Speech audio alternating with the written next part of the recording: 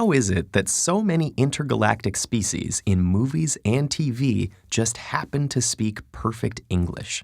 The short answer is that no one wants to watch a starship crew spend years compiling an alien dictionary. But to keep things consistent, the creators of Star Trek and other science fiction worlds have introduced the concept of a universal translator, a portable device that can instantly translate between any languages. So is a universal translator possible in real life? We already have many programs that claim to do just that, taking a word, sentence, or entire book in one language and translating it into almost any other, whether it's modern English or ancient Sanskrit.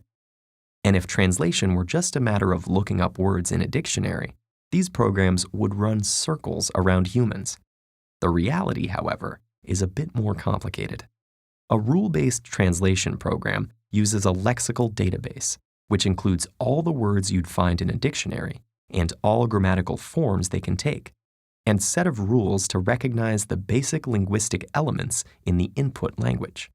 For a seemingly simple sentence like, "The children eat the muffins," the program first parses its syntax or grammatical structure by identifying the children as the subject and the rest of the sentence as the predicate, consisting of a verb, eat, and a direct object, the muffins. It then needs to recognize English morphology, or how the language can be broken down into its smallest meaningful units, such as the word muffin and the suffix s, used to indicate plural. Finally, it needs to understand the semantics, what the different parts of the sentence actually mean. To translate this sentence properly, the program would refer to a different set of vocabulary and rules for each element of the target language. But this is where it gets tricky. The syntax of some languages allows words to be arranged in any order, while in others, doing so could make the muffin eat the child. Morphology can also pose a problem.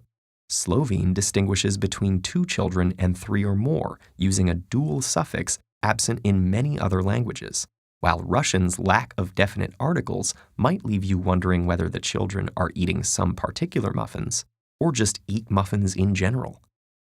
Finally, even when the semantics are technically correct, the program might miss their finer points, such as whether the children mangiano the muffins or divorano them. Another method is statistical machine translation, which analyzes a database of books, articles, and documents that have already been translated by humans.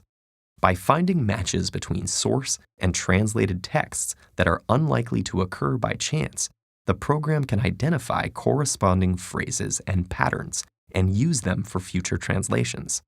However, the quality of this type of translation depends on the size of the initial database and the availability of samples for certain languages or styles of writing. The difficulty that computers have with the exceptions, irregularities, and shades of meaning that seem to come instinctively to humans has led some researchers to believe that our understanding of language is a unique product of our biological brain structure. In fact, one of the most famous fictional universal translators, the Babelfish from The Hitchhiker's Guide to the Galaxy, is not a machine at all, but a small creature that translates the brainwaves and nerve signals of sentient species through a form of telepathy. For now, learning a language the old-fashioned way will still give you better results than any currently available computer program. But this is no easy task, and the sheer number of languages in the world, as well as the increasing interaction between the people who speak them, will only continue to spur greater advances in automatic translation. Perhaps by the time we encounter intergalactic life forms, we'll be able to communicate with them through a tiny gizmo. Or we might have to start compiling that dictionary after all.